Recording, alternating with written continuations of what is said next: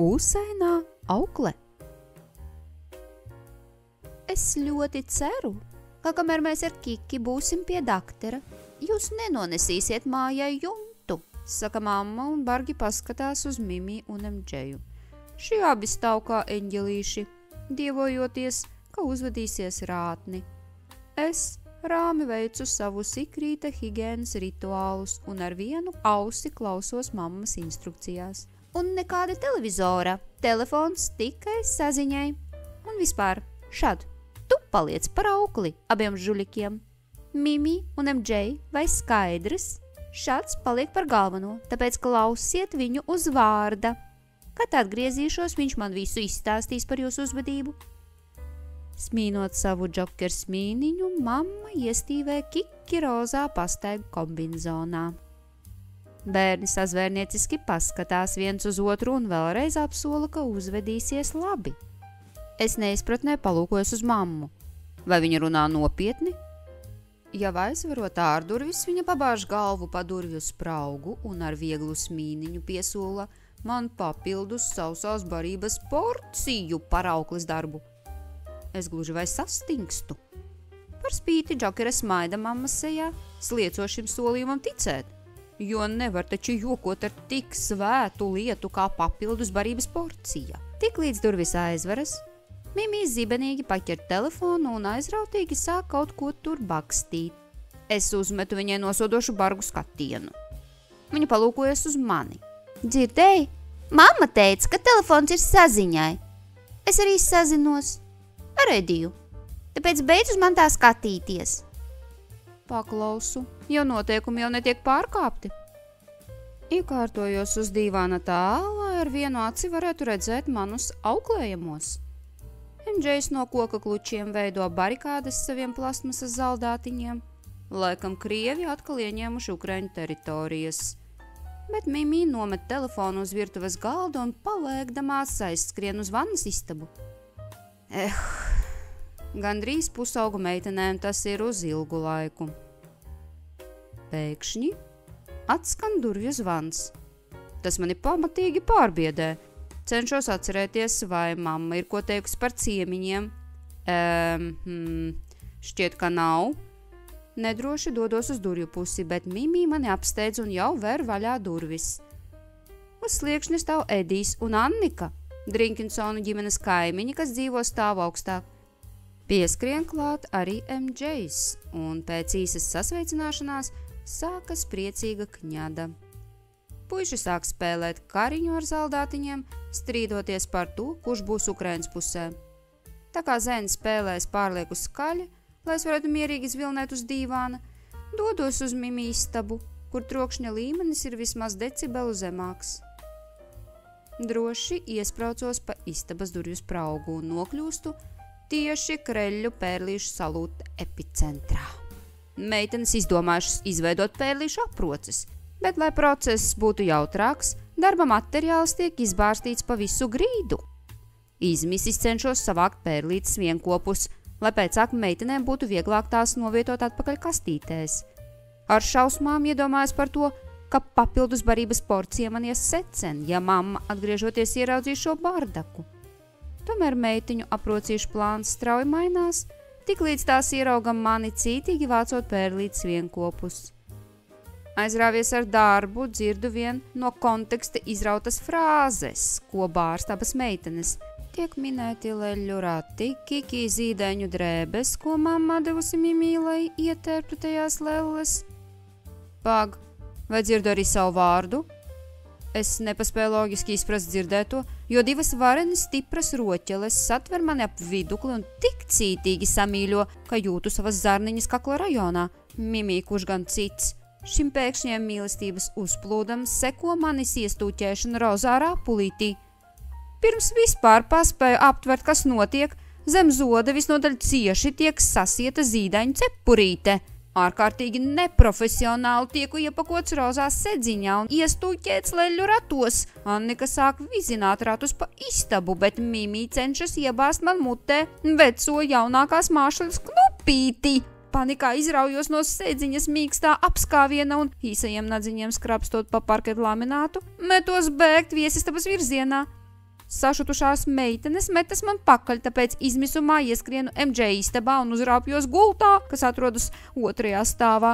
Palienu zem nesaklātās dūnu segas murskuļa. Viegli drebu un cenšos atvilkt elpu, cerībā, ka meitenes neiedomāsies mani meklēt šeit. Paiet sekundes un minūtes, un šķiet, ka meitenes par mani ir aizmirsušas, jo atradušas jaunu izklaides veidu. Dzirdu, ka meiteņu istabā visnotaļ skaļi skan vecākās Drinkinsona atvases mīļākā dziesma. Saprotu, ka mammas noteikums par televizora skatīšanos ir pārkāpts. Tamdēļ dziļi ievilcis elpu un uzbūris sejā bargu acu skatienu, nolicu no gultas un dodos Mimi istabas virzienā. Durvis ir ciet. Paskrapstinos ar nagiem pa durvīm. Parasti uz mammu tas iedarbojas acu mirklī. Tomēr mūzika istabā ir tik skaļa, ka kaķisko durvju atvēršanas signālu neviens nedzird. Par laimi istabā nepieklauvējas iebrāžas MJs bez lieka ievada pieprasot no vecākās māsas viņam pienākušās piparmētru konfektes. Māsa gluži vai iemet ar tām brālim, kamēr es mierīgi ienāku pa plaši atvērtajām durvīm un apsēdies uz krēsla, nikni palūkojos uz Mimi. Mazā noteikuma pārkāpēja nepievieš itin nekādu uzmanību manam niknajam skatienam. Viņa parauj uz dīvāna sēdošās Annikas roku, uzrauto kājās un abas metas dancot pa istabu. Kad ap istabas perimetru apmesti 5 vai 6 loki, abas nerātneles paķer mani aiz abām ķepām un cenšas dancināt. Ne jau kā pārsteigumā metos trakā dejā, bet jau pie pirmās izdevības izraujos un metos pa jau ierasto maršrutu uz viesistabu. Bēgot no vilka, nokļūstu pie lāča. Viesistabā MJs skaļi skaita Edija kolas 2-litrenē iemestās piparmētru konfektes. Krietna daļa no kolas jau ir izdzerta, tāpēc izdodas aizskaitīt pat līdz 3, kad putu izvirdums sāk aplūdināt viesistabas grīdu. Kamēr puikas jūsmo par nepārdomāto eksperimentu, tikmēr es velkos uz vannas istabu pēc kāda dvieļa. Jaunie eksperimentatori joprojām skaļi sajūsminās par savu kolas vulkānu izvirdumu, kad nometu pie MJ kājām kāju dvieli fuksiju krāsā. Viņam visai lēni pielec, ka tagad tas viss būs jāsatīra. Tad viņš nometas uz ceļiem un haotiski velk ar dvieli pa grīdu uz visām debes pusēm.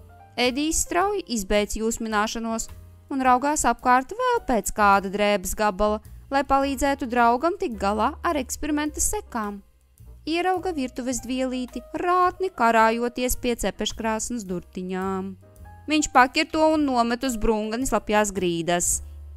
Dvielis vienā acumirklī kļūst viscaur slapšs.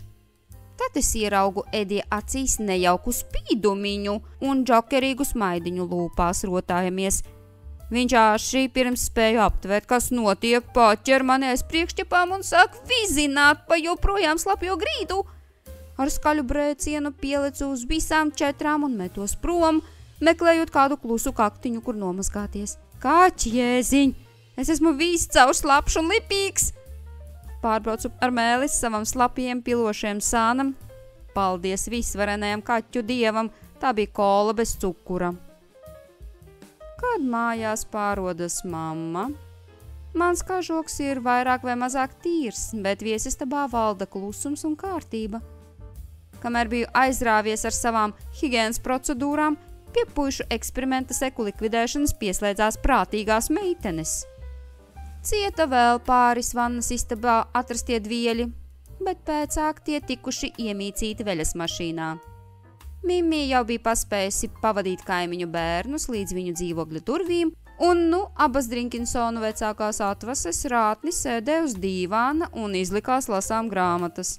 Kāpēc saku, ka izlikās? Tāpēc, ka MJs grāmatu turēja augšpēdus. Mamma ielika aizmigušo nenoģērto Kiki gultiņā un ar klusu klikšķi aizvēra guļamistabas durvis. Viņa smaidīja un skatījās uz mani.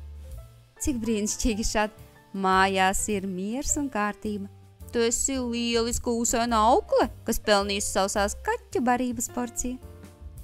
Viņa stiepjas pēc barību pakas un pēkšņi kreisā kāja paliek bez čības. Vientuļā čība sauļojas pusdienu savus staros, kas laužas istabā pa puspievērtajām žalūzijām logā. Mamma uz brīdi sastingst un aizmirst, ko vēl pirms brīža gribēja darīt.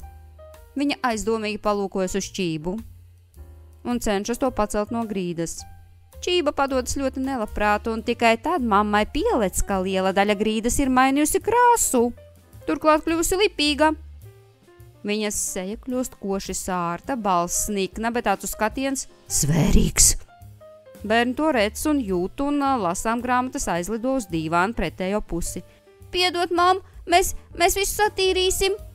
Abi metas uz vannas istabu lūkot vēl pēc kādiem drēbju gabaliem, ar ko grīdu nomazgāt. Es smagi nopūšos. Nedabūšu es nekādu papildu porciju. Tomēr ir arī kāds pozitīvs aspekts tajā visā. Mamma vairs nemūžam neatstās man šos mežoņus auklēšanā.